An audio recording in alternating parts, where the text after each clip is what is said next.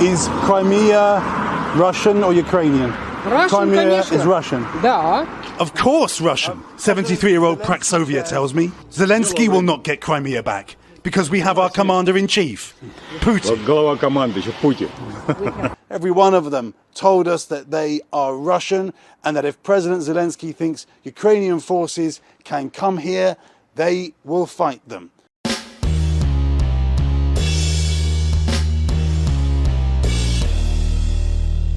How's everybody doing? My name is Anthony Brian Logan, and today we got to talk about the Ukrainian President Volodymyr Zelensky saying that they're going to take back Crimea from Russia. Now, this is going to be a tall task for a variety of reasons. First of all, Russia took Crimea from Ukraine back in 2014 under the Obama administration, and as I recall, there wasn't much fanfare behind it. It was just kind of a matter-of-fact thing.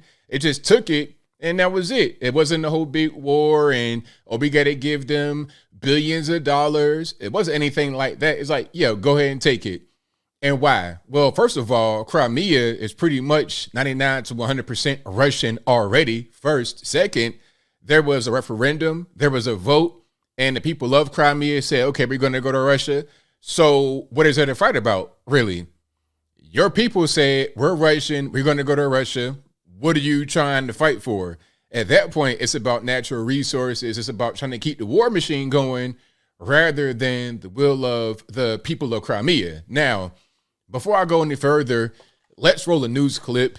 I'll place the first news clip in the box as well as this one so you can see them in full without my commentary. But without further ado, let's go ahead and roll it. President Zelensky vowed on Sunday to take back Crimea. How realistic is that? The people there whom you spoke to view themselves as Russian. Correct. That's right. From those people that we spoke to, it seemed unrealistic. And Andrew, I want to show you some new picture that we filmed yesterday at the port of Sevastopol. Now, this is the closest. Sevastopol, that's pretty much what Crimea is. That's what it's about, because Crimea is a peninsula at the south of Ukraine, and it's in the Black Sea. Now, once you go across the Black Sea, you can go to Turkey, and I think, what's that right there? I want to say Armenia, like the other parts of Russia that are also on the Black Sea, or like close to Russia, Armenia, Georgia. I think Azerbaijan is right there. Dagestan, which is a very southern region of Russia. Remember, they had the Olympics right there, the Sochi Olympics. That's right there in that region. So it's a very important place militarily for Russia. That any U.S. news crew has got to the Russian Black Sea fleet in many, many years. What you're seeing here are President Putin's ships at that port. Why it's important is because Vladimir Putin will be determined to defend that port, to not have it taken away from him.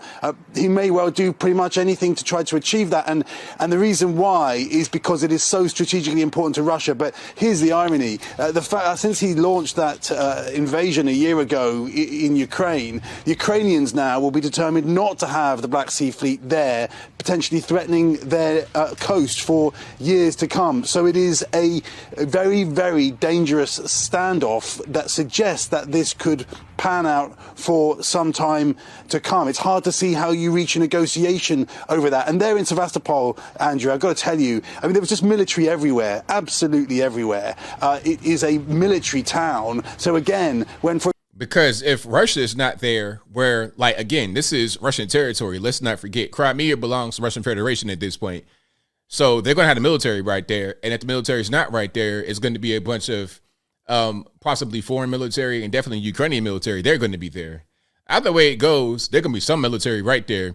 And if that's your place, if that's your territory, why would you not fortify it when it's already been fortified, when it was already a port right there, when you already had military might right there, especially, like I said, in the very strategic area right at the border of the Black Sea. Very important. For example, Victoria Nuland talks about, at the very least, we want Crimea to be demilitarized. I found myself standing. They want it to be, they want the Russian military to go away, but they're going to put their own military right there. There and wondering, how on earth does that happen? And Keir, we keep hearing that Crimea is exactly what NATO and the U.S. fear Zelensky will try to go into with long-range weapons, maybe even with those F-16s if he ever were to get them, which I don't think he will, not in the near term. They're worried that that is a tripwire for Vladimir Putin. What is your take on that? That's what they are worried about. I mean, we're standing in the place that has Jake Sullivan, for example, really worried, Andrew. And the reason why is because the idea that NATO weapons might kind of land on this place, potentially kill Russian civilians, and that would be an escalation. But so you see the geographic part here. All right. So Crimea, you see Russian Federation, and then the extension of it is Crimea. So you get a bridge going to it. And then that's like right at the southern part of Ukraine. And right here, this is the Black Sea. And once you go across here, see right there, you're getting into Azerbaijan, Armenia, etc. Turkey's right across there. This is a very important part of the world strategically. By the way, this is an enormous challenge, and General Mark Milley has made this clear. This is an enormous challenge for the Ukrainians. Here's why. Let's just give you a close-up look at that bridge behind me there. That's how we travelled into Crimea. It is open now. It is one of only two ways to get here. The other is a land bridge over to the northwest of here that is very, very much exposed. So with land forces, how do you take Crimea if you are the Ukrainians? That's why General Mark Milley says he thinks that it will be extremely difficult for the Ukrainians to push the Russians out of here. We have seen substantial defenses around. Now, there's more, but basically you get the idea. Okay, the Russian Federation wants to keep Crimea as they have had it for quite a while and officially took it back in 2014. And again, there wasn't much fanfare. It was just like, okay, whatever. There wasn't a real big deal. We just took Crimea, Sevastopol, the whole port. People there are Russian anyway. They speak Russian, so it's whatever. But now all of a sudden, Ukraine's like, okay, we want that back. But what's going to happen is if Ukraine tries to attack Crimea, they're going to be attacking the Russian Federation. It would be the equivalent of them attacking Moscow right in the city center. That's going to cause a war, escalation, and that could cause, in Zelensky's own words, the U.S. to have to participate in any kind of retaliation. Now, here's a video that a lot of people were offended by, and I gave my take on it. People said, oh, I misrepresented. Let's hear what Zelensky says here, and then I'm going to react to it, especially with the added part that they said I left out. The U.S. will have to send their sons and daughters exactly the same way as we are sending their sons and daughters to war. And they will have to fight because it's NATO that we're talking about, and they will be dying. So you heard that. He's like, look, the U.S. will send their sons and daughters the same as we're sending our sons and daughters, and they're going to have to fight. And they're going to be dying because it's about NATO. Now, what I said in my video was we're not going to send anybody. We're not going to send anything, especially our children, to go fight and die for Ukraine. Now, people say, oh, you didn't really misrepresent. You misinterpreted what he said. You said what he said wrong. He's talking about if Russia were to invade a NATO country, not Ukraine, but let's say they go rather than, let's say they take Ukraine or they go past Ukraine and then they try to go to Poland. So if Russia was to go to Poland and invade them, then the U.S. had to respond because we're part of NATO. But ultimately, why is Zelensky talking like this? It's because it's part of the same conflict. Listen, I don't want any foreign wars going on. I don't want anything linked to Ukraine, even if it's not fighting Ukraine directly or fighting for Ukraine directly. I don't want to be fighting for Poland because of what's going on with Ukraine or Poland because of Poland. I don't want anything to do with that, especially when we didn't gave Ukraine hundreds of billions of dollars. We gave them all the support that they need. You guys defend yourself against Russia.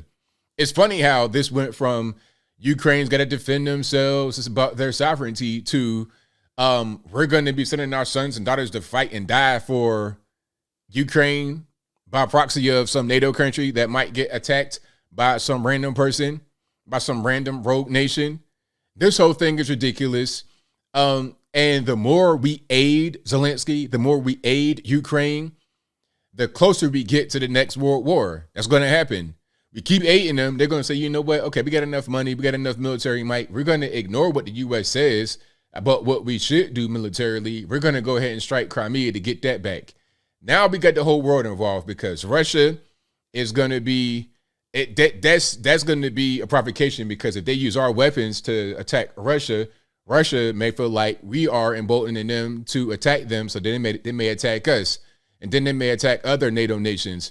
And then people are going to say, well, Russia's attacking NATO, now we got to get involved, although they were provocated to do so by Ukraine, by NATO by way of the U.S.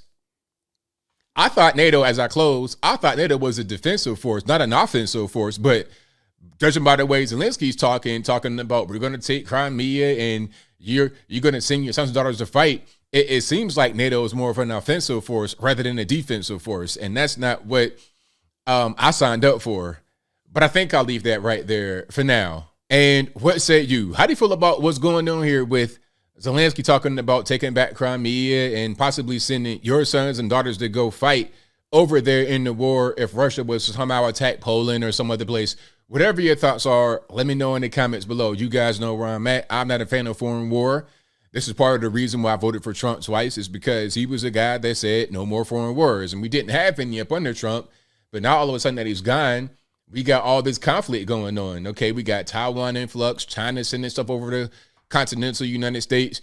You got Ukraine over here. We got to send them billions of dollars. It's just so much going on in a very short period of time. In just 2 years, I feel like the world flipped upside down, all because of one election. It's a crazy mess. I don't want anything to do with it. If there's a battle that's going on between Ukraine, Russia, whatever, let them handle it and let us focus on our own issues domestically. But whatever your thoughts are, please let me know in the comments below. And that's all I got to say for this video. If you like what you heard, please comment, rate, share, and subscribe. Peace.